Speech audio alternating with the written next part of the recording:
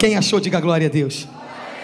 Diz assim a palavra do Senhor: e foi Jabes mais ilustre do que seus irmãos, e a sua mãe lhe deu o nome Jabes, dizendo: porque com dores o dei à luz.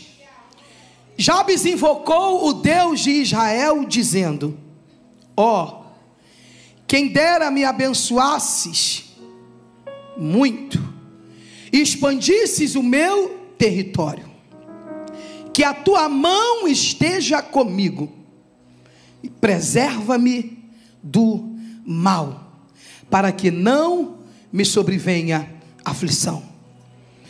O final do texto diz assim: e Deus pensou no que iria fazer, não é isso? E Deus analisou o que iria fazer, é isso? E Deus concedeu o que lhe tinha pedido. Olha para quem está do teu lado. Já te expliquei que se olhar de qualquer jeito dá ódio. Olha cheio do Espírito Santo. Mostra pro cão que tu não está no velório, tu está num culto. Tem uma diferença. Ainda mais um culto da vitória. Se ainda fosse o culto da derrota, pastor, a gente até aceitava, mas é culto da vitória. Então tu já tem que estar com cara de vitorioso. Aponta o dedo de profeta, fala para ele, fala para ela: é noite de mudança de destino.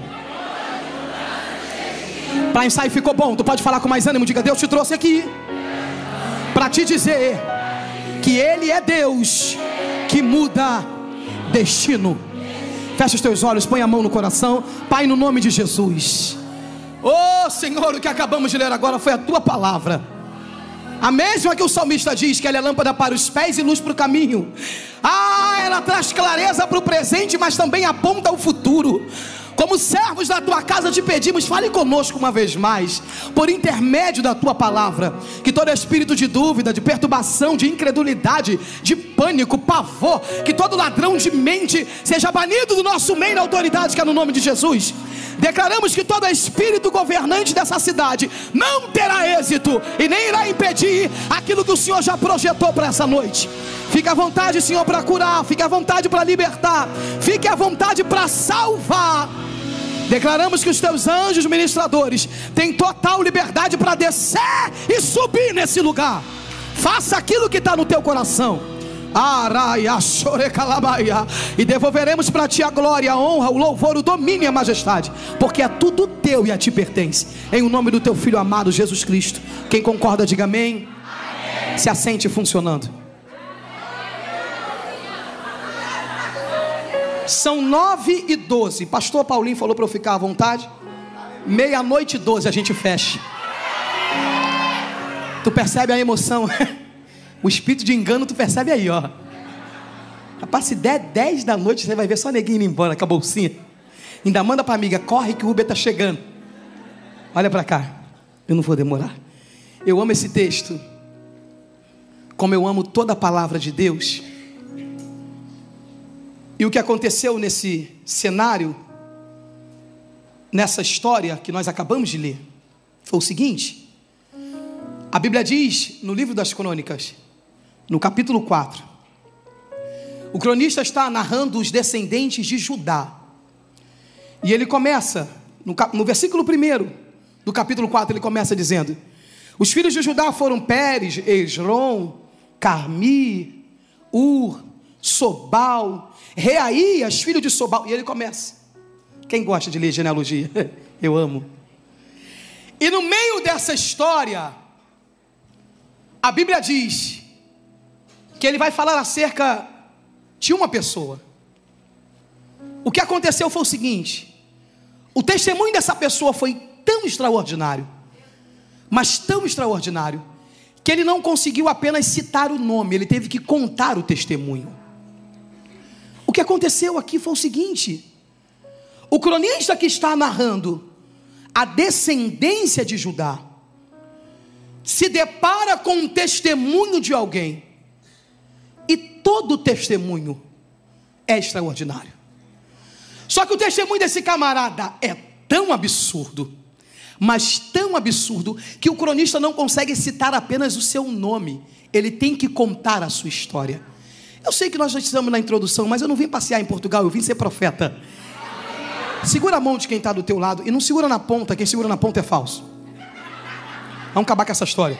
Cheguei no culto esses dias, fui dar paz à pessoa. A pessoa fez assim, pastora Mona, paz. Falei, para! Me dá essa mão inteira. Nem pegou Covid na igreja, pegou no mercado. Olha para ele com autoridade. Olha para ela cheio do Espírito Santo, meu sobrinho. E fala, o teu testemunho será tão absurdo que quando citarem o teu nome, vão ter que contar a tua história. Fala para ele, fala, vai ser mais ou menos assim. Não tem fulano, você não tem noção do que Deus fez na vida dele. Você não tem noção do que Deus fez na vida dela. Aí eu queria alguém para crer comigo nisso aqui. Quer? Escuta. O que aconteceu foi o seguinte: no primeiro século, o nome das pessoas, eles eram levados muito a sério. Não é como hoje. Eu engravidei, nossa última filha nasceu na pandemia. E grávida ainda, não sabia o nome, não sabia o sexo, melhor dizendo. E meu esposo dizia, amor, se for homem, eu já tenho um nome. Eu falei, qual? Ele, Arrascaeta. Eu falei para ele, o Senhor te repreenda. Tá bom, amor, Arrascaeta não, então Gabigol. Tem algum flamenguista aqui escondido? Tá repreendido. Ó, não é como hoje, alguém assiste um filme e diz, vou colocar. Alguém vê uma cantora e diz, vai ser Anitta, minha filha. Tá vencida. Tudo bem, nada contra. O nome no primeiro século, ele tinha uma importância tão grande para a família, que ele diz respeito ou ao presente, ao que a família estava vivendo, ou falava acerca do futuro, o que a família gostaria de viver, ou uma palavra profética acerca do que eles gostariam que aquela criança vivesse. O que aconteceu foi o seguinte: a mãe entra em trabalho de parto. Tem alguma mãe aqui de parto normal? Eu te respeito. Ah, Raquel, porque mãe de cesárea não tem. Eu sou mãe de cesárea, meu amor. Eu respeito as mães de parto normal. Ó, Deus é contigo. Nesse tempo não tinha ultrassonografia. Você não sabia o sexo do bebê enquanto ainda estava no ventre. Só se descobria quando nascia. Isso até um dia desse, porque minha mãe diz que quando eu nasci, eu tenho 39 anos, embora pareça 19, aleluia. Quem riu está com inveja, não adianta. A minha mãe comprava roupinha branca, amarelinha, verde água, porque o que nascesse a pessoa entrava naquela roupa. Mas o que aconteceu foi o seguinte: pela dificuldade do parto, pela dor que esse trabalho de parto causou a essa mãe, quando essa criança nasce, a mãe olha para a criança e não consegue colocar outro nome a não ser dor. É literalmente colocar uma sentença baseada numa situação momentânea.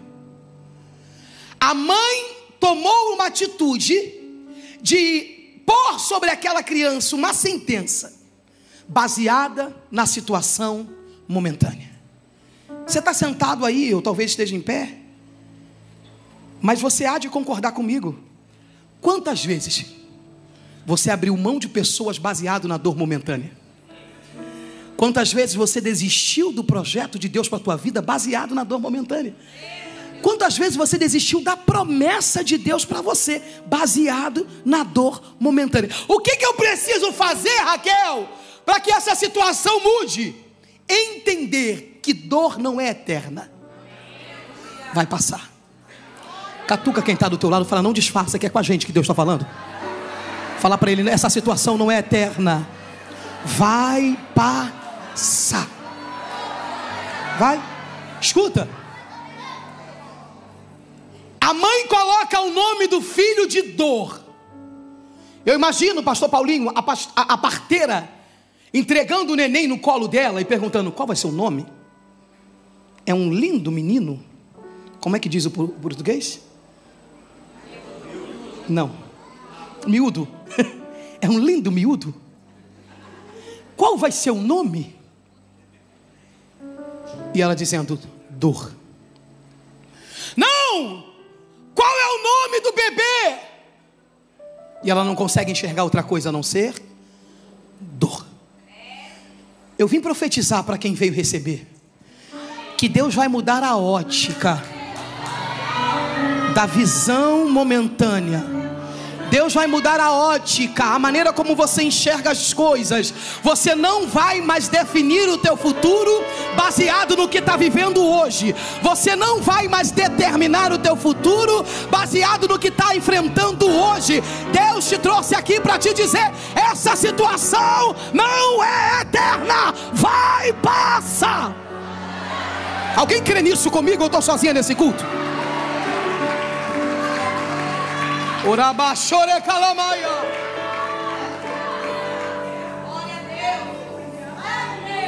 A vida de Jabes, ela vai ser guiada baseada no seu nome. Tem pessoas aqui que vivem a vida inteira dizendo: Raquel, você não tem noção da família que eu vim. Você não tem noção do que eu vivi na minha infância. Você não tem noção do que eu já enfrentei. E você não tem noção do que eu já passei. E aí você baseia a tua vida toda no que viveu lá atrás, na sentença que colocaram sobre você lá atrás. Só que preste atenção. O Jabes que era uma criança, o Jabes que era pequeno, cresce. Alguém aqui sobreviveu à escola? Você sabe que quem sobrevive à escola ele está apto para enfrentar qualquer luta na vida. Por exemplo, meu apelido era esmilinguido. Quem riu eu vou processar. Quem sabe aquela formiga do esmilinguido? Quem conhece? Eu só tinha cabeça, dente e promessa. Tá rindo, né, irmã? Vou processar. Olha aqui. Imagina Jabes na hora da chamada. A professora dizendo: José. Alguém presente. Jaqueline. Presente. Jabes sempre tem, irmão, um filho do capiroto para dizer: Dodói, Zé das Dores.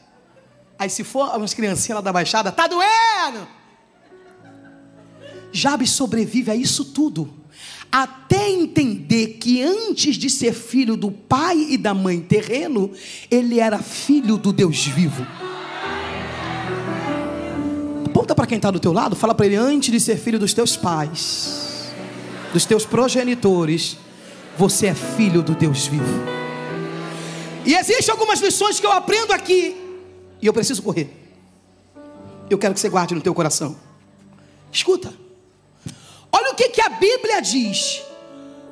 Porque Jabes invocou o Deus de Israel, dizendo... Sabe aquele dia que tu acorda revoltado com o cão? Sabe?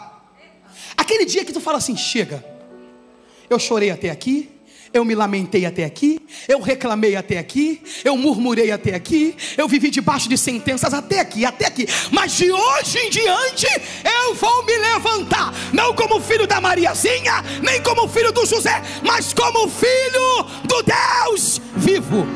Tem algum filho de Deus aqui nessa noite? Tem? Jabes um dia acorda decidido. Ao que, Raquel? E a primeira coisa que eu quero que você guarde na tua alma, que guarde como lição, para que seja bênção para a tua vida e para o teu futuro. Qual é a primeira lição, Raquel? Entenda que você, antes de pertencer a pai e mãe, você pertence ao Deus Todo-Poderoso. Antes de tudo. Porque o texto diz assim: Jabes invocou o Deus de Israel. O que Jabes está dizendo aqui é o seguinte: se Deus foi capaz de mudar o destino de toda uma nação, se Deus foi capaz de mudar o destino de toda uma geração, o que mais Ele não pode fazer por mim?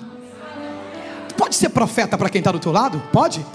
Mas que essa cara que você está fazendo, não fala com autoridade, fala cheio do Espírito Santo. Fala: o Deus que mudou o destino de uma geração é poderoso para mudar o teu destino também.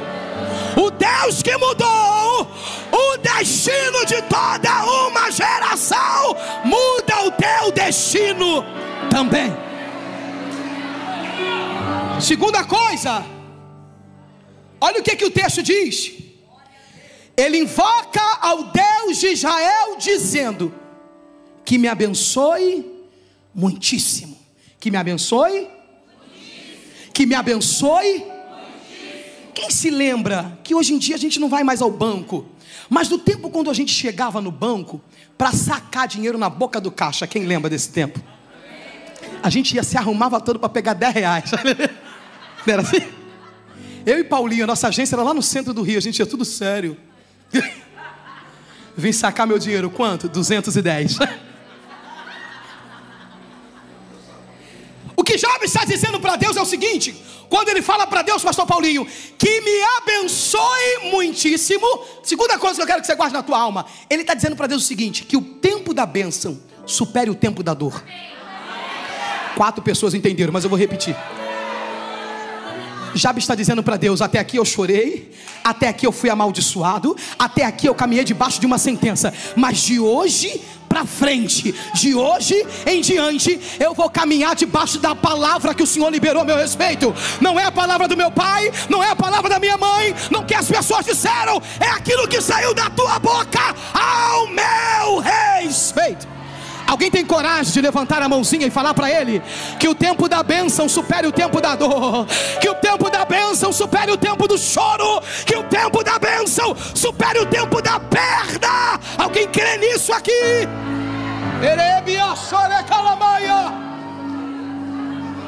O que ele está dizendo para Deus é o seguinte: ele está chegando na conta e está dizendo: raspa tudo. Se tem alguma coisa reservada no meu nome, eu vim sacar tudo, raspa tudo e libera o que o Senhor tem para mim. E eu não quero pouco, eu quero muito. Ah, meu Deus do céu, eu queria alguém comigo nesse culto da vitória para pegar isso aqui. Raquel, o que é que Deus está falando comigo? Tem uma bênção endereçada para você, e não é pouco, é muito. Ai, meu Deus, será que tem alguém para pegar isso? Ou eu estou sozinho essa noite? O choro foi muito, a perda foi muito, a angústia, Raquel, foi como? Foi muito. Deus está dizendo: a bênção que vem aí é no mesmo nível.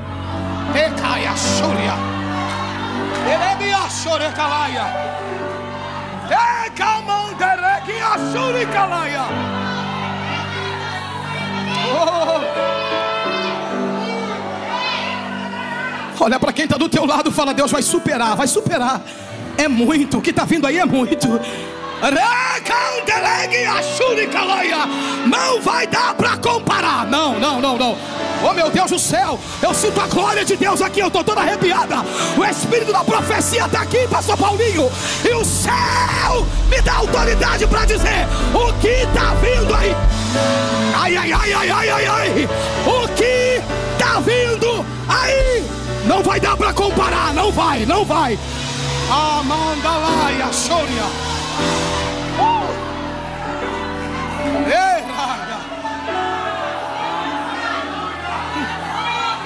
Que o tempo da bênção supere o tempo da dor.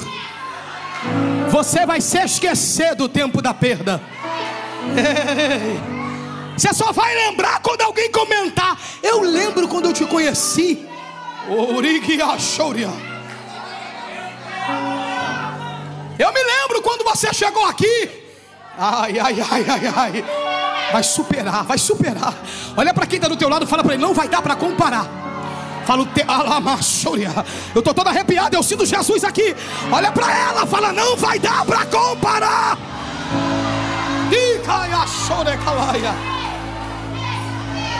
Ele continua orando, porque o que a gente precisa entender é que não existe mudança de destino para quem terceiriza a intimidade com Deus. Vou repetir porque tem crente fingindo que não ouviu. Não existe mudança de destino para quem terceiriza a intimidade com Deus. Ele não pediu um profeta para botar a mão na cabeça dele, foi ele que orou.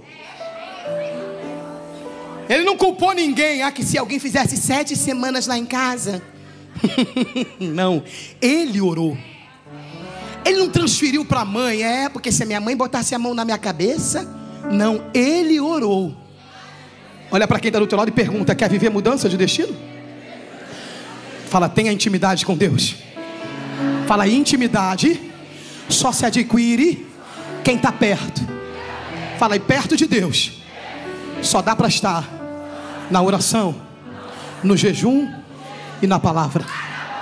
Isso. Não dá. Não dá. Quando eu namorava o meu esposo, era no tempo do Orkut. Para de fingir que nasceu no tempo do Instagram. Tu é do tempo do Orkut. Vem mentir. Era MSN. E eu ia para Lan House. Me respeita. Conversar com o Paulinho. Era uma perturbação, o dinheiro acabava. Eu dizia pro moço, pelo amor de Deus, bota mais aí, eu tô falando com meu namorado. Desespero. Horas no orelhão, no telefone. Para quê, Raquel? Para ter intimidade. Porque não dá para ter intimidade longe, só se tem intimidade perto. Ai, Raquel, eu amo a maneira como Deus usa os meus pastores. Pergunta para eles como é que é a vida que eles têm com Deus. Tem que estar perto. Ai, eu amo, Raquel, eu já vi fulano pregando. Olha, eu acho tão bonitinho. Intimidade só se tem perto. Terceira coisa que eu preciso que você guarde no teu coração. Jabes continua orando e ele diz assim: alargue as minhas fronteiras, expanda o meu território. Jabes não está falando aqui de anjo, de querubim, de serafim, de coisas espirituais. Ele está falando de terreno, terra. Alguns historiadores dizem que esse tempo era o tempo da repartição das terras, saída de exílio e restituição de terra. E o que acontecia era o seguinte: quando uma família recebia uma herança, essa herança era destinada ao chefe da família, ao patriarca. Se o patriarca morresse, passava para o filho mais velho. Historicamente falando, Jabes não é o primogênito. Jabes é o caçula ou um dos filhos. Então Jabes não tem direito a nada, não na terra, mas no céu. O que Deus quer nos ensinar essa noite é: pare de ficar se baseando na tua realidade, quando no céu eu já liberei uma palavra a teu respeito. Quando eu e você nos baseamos na nossa realidade, então de fato nós não cremos naquilo que Deus disse. Porque quem crê se comporta como tal. Catuca quem está do teu lado e pergunta: está entendendo ou está fingindo? Hein? Tinha uma brincadeira quando criança, tão idiota. Rapaz, Deus deu cada livramento de morte pra gente. Ficava um amigo na frente, um amigo atrás e uma pessoa no meio. A gente ficava duro assim igual estátua e se jogava para frente. O amigo da frente segurava. Se jogava para trás, mas tinha que ser reto assim, ó. E não podia olhar para trás. Rapaz, eu já tive traumatismo no crânio umas 3 vezes. Você tinha que confiar que a pessoa ia te segurar. De vez em quando o capiroto usava uns amiguinhos, eles saíam, aí a pessoa, bum. Confiar em Deus é nesse nível. Tu se joga sem olhar para ver se Ele está lá. Ou você acredita ou você duvida, não existe meio termo. Catuca quem está no teu lado e fala: não disfarça, que é com você que Deus está falando. Que daqui de cima, pastora Mona, eu vejo um olhar tipo assim: essa palavra era para Cláudia. Falei para Cláudia, vamos pro culto. Faça a sonsa não, é para Cláudia, é para tu também. É para mim também. Com Deus ou eu creio ou eu duvido. Não, Raquel, é porque Deus sabe. Ele está dizendo: eu sei, mas não concordo. Sei e tô vendo que tu tá crendo, mas tá com um pezinho na fé e um pezinho na incredulidade. Tá com um pezinho na palavra que eu liberei e outro pé na palavra que você tá vivendo. Tá com um pezinho na promessa e outro pé na dúvida ou na tua realidade. Ou você crê por inteiro, ou você tá duvidando por inteiro. Não tem meio termo. O que Jabes vai falar para Deus é o seguinte: alargue as minhas fronteiras. Raquel, o que ele está dizendo para Deus é o seguinte: existe uma promessa do Senhor a meu respeito, que independe da cultura, que independe da lei dos homens, que independe do que minha mãe falou a meu respeito. E nessa promessa, eu quero tudo aquilo que o Senhor tem para mim. Tudo. Jabes não está falando acerca de coisas espirituais, ele está falando acerca de coisas terrenas. Ele está dizendo: alargue as minhas fronteiras, aumente o meu território. Ele está dizendo: humanamente falando, eu só tenho direito a morar num puxadinho, de favor, com a minha família. Mas no céu, eu tenho... A Bíblia diz que nem olhos viram, nem ouvidos ouviram, e nem chegou ao coração do homem aquilo que ele tem preparado. E quando a Bíblia diz que ele tem preparado, não é como eu e você, que convida alguém para almoçar e sai correndo para fazer. Deus não. Quando a Bíblia diz que ele tem preparado, é porque no céu já está pronto. Oh meu Deus do céu, tem alguém comigo nesse culto? Eu estou sozinho. Aponta o dedo de profeta, fala: o que Deus tem para você já está pronto. Está pronto, está pronto. Ai meu Deus do céu, tem alguém comigo aqui?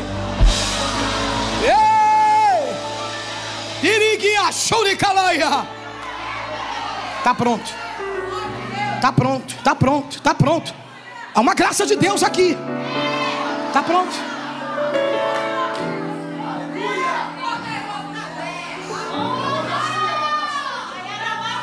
Quarta coisa, Jabes diz assim: e que seja comigo a tua mão.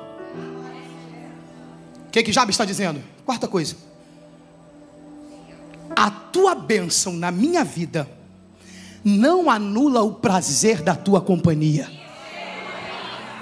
Está disfarçando que não ouviu? Eu vou repetir. A tua prosperidade na minha vida não anula o prazer de ter aliança contigo. A tua companhia vale mais que carro, vale mais que casa, vale mais que dinheiro, vale mais que porta aberta. Não.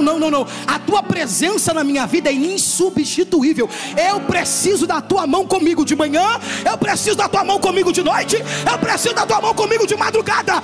Eu não abro mão do relacionamento contigo. Deixa eu só te falar. Eu tenho 39 anos, como eu já disse. Na carteira, que na experiência é 79. Eu já vi, foi a coisa.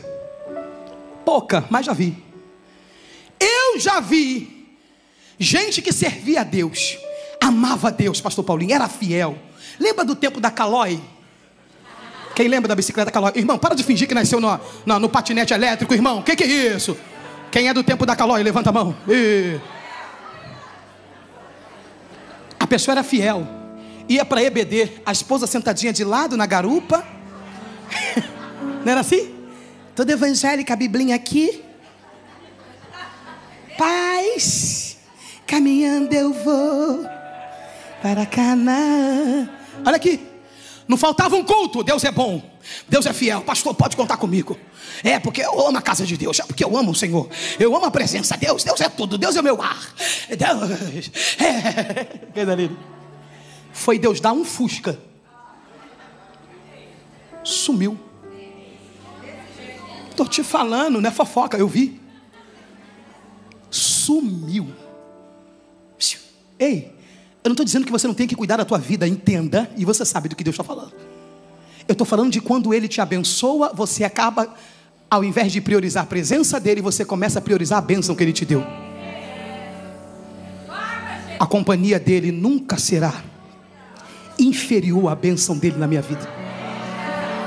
A presença dEle nunca será menor do que aquilo que Ele fez na minha vida. Você percebe que quando Jesus realiza um milagre lá na vida de Pedro, quando ele chega para pregar na beira da praia, e ele pega o barco de Pedro emprestado, quem lembra dessa história? Ele fala para Pedro: volte ao mar, jogue do lado direito. Você conhece a história? No final de tudo, eles obedecem a voz de Deus, a voz de Jesus, a ordem que Jesus deu. O barco fica cheio de peixe a ponto de quase naufragar. Volta para a beira da praia. Jesus vira para ele e diz assim: ó, a partir de hoje eu faço de vocês pescador de homens. Perceba que ao invés de ficar com o barco cheio, Pedro decidiu andar com aquele que tem o poder de encher o barco. É Pedro dizendo: a tua companhia é maior do que o barco cheio. A tua presença, eu sinto a graça dele aqui nesse lugar. A tua presença na minha vida é insubstituível. É o que Jabes está dizendo: que seja comigo a tua mão. Jabes está dizendo: eu quero que tu me abençoe, sim. Eu quero que o Senhor remova a maldição, sim. Eu quero que o Senhor alargue as tendas, as fronteiras, aumente o território, sim. Mas antes de tudo, eu quero a tua presença. Eu quero te ouvir de madrugada. Eu quero te sentir na minha casa. Oh, meu Deus do céu! Tem alguém que faz questão da presença dele aqui? Tem alguém que faz questão da companhia dele aqui?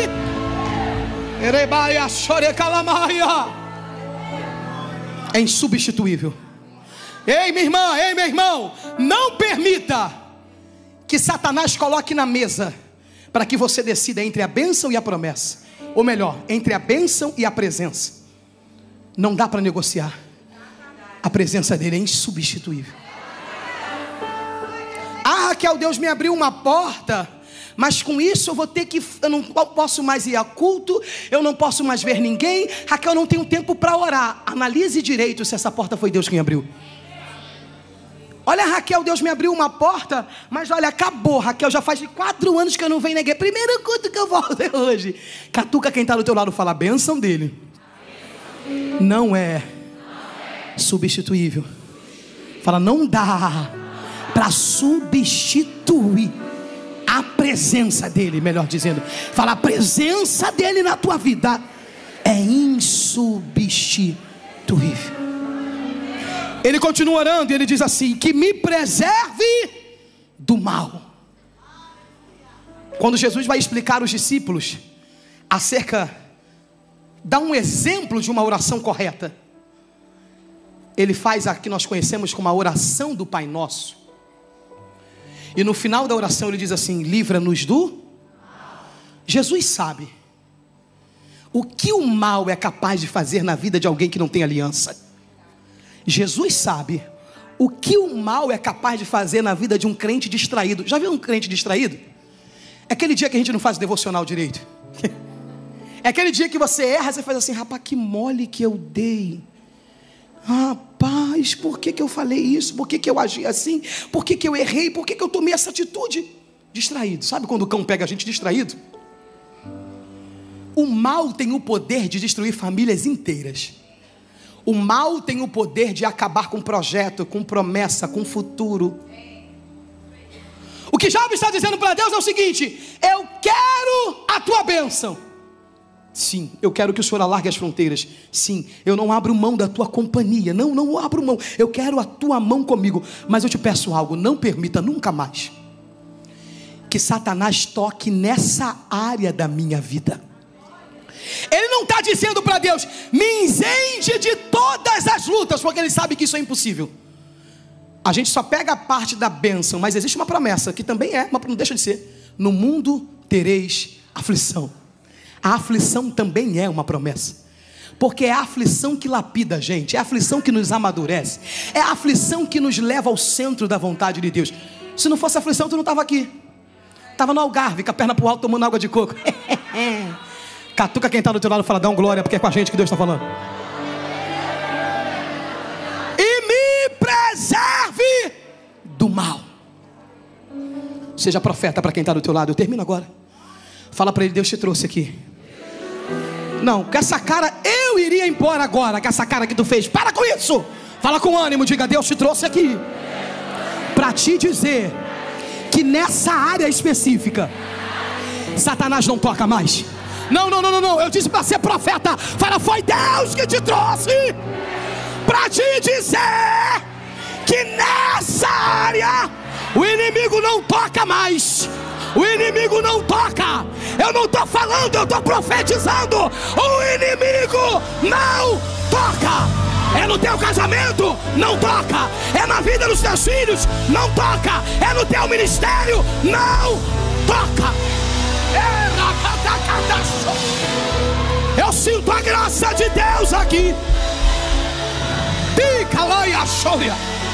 Há uma presença de Deus nesse lugar.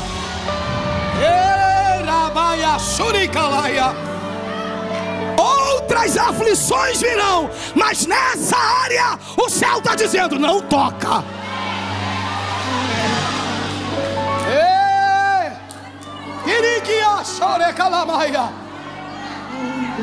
O final da oração diz assim: e Deus atendeu. Oh, aleluia.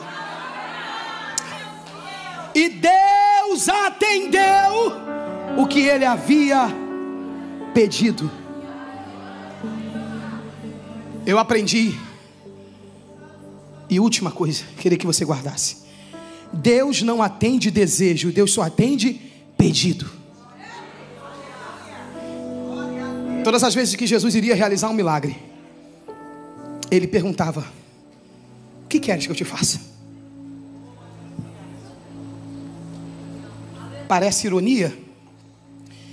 Eu amo a palavra que diz, o texto que diz acerca do paralítico, à beira do caminho mendigando.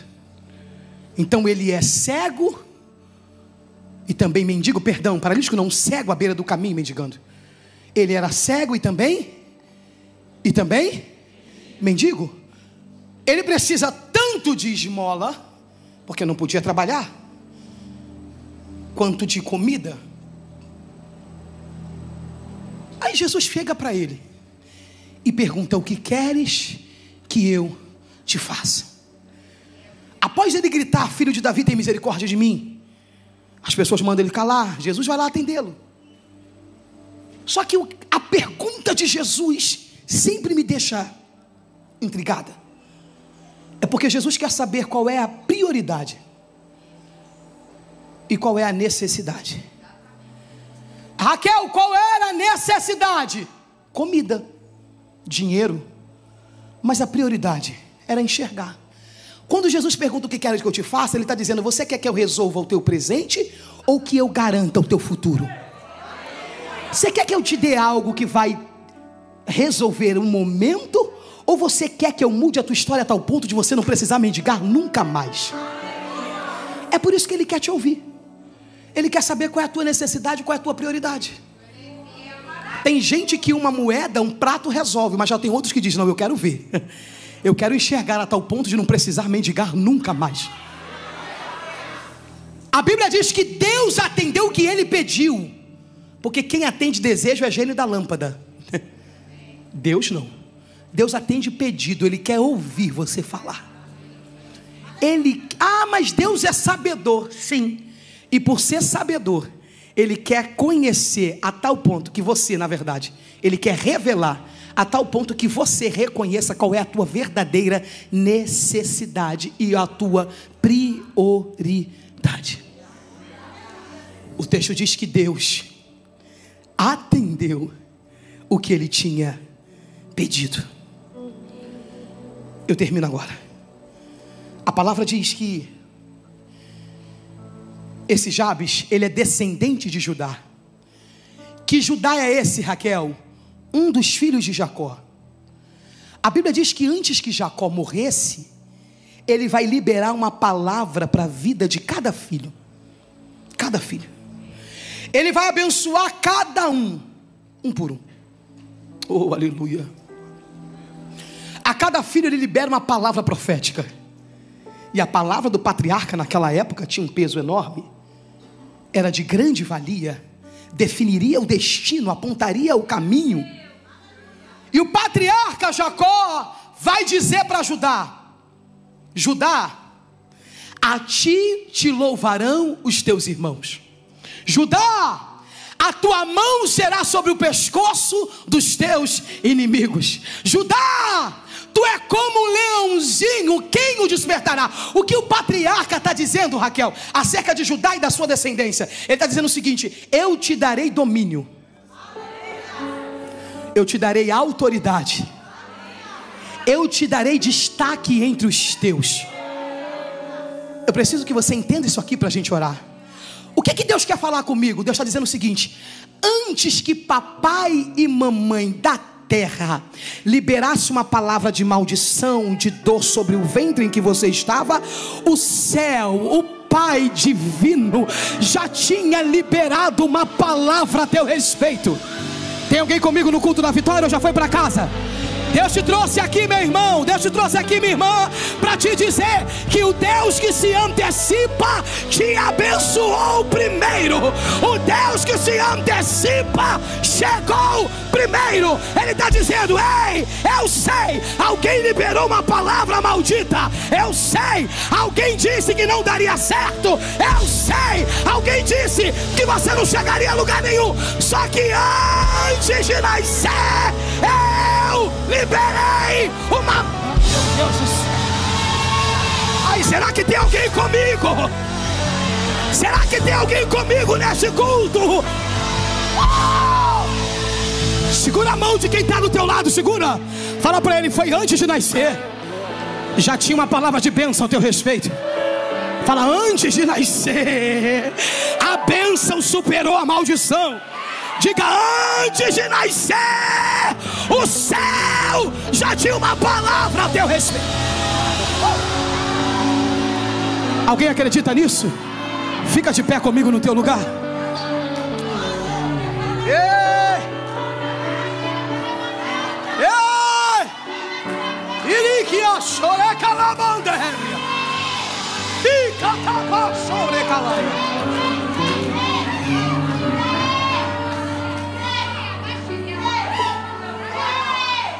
O inimigo não contava, porque você só sabe da data do teu nascimento em diante.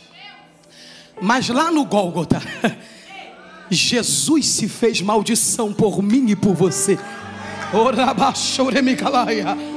Lá no Gólgota, o inimigo dizia: não vai dar para o que presta, não vai ser ninguém, não vai chegar a lugar nenhum. Jesus se fez maldição por ti e disse: vai prestar sim. Ai, ai, ai, ai, ai, ai, ai. Deus disse: vai dar para que serve sim. Vai chegar ao futuro que eu tenho para ele, sim. Orabadaia, chorecalaia. Oh meu Deus, eu estou toda arrepiada, pastor Paulinho. É uma graça de Deus nesse lugar.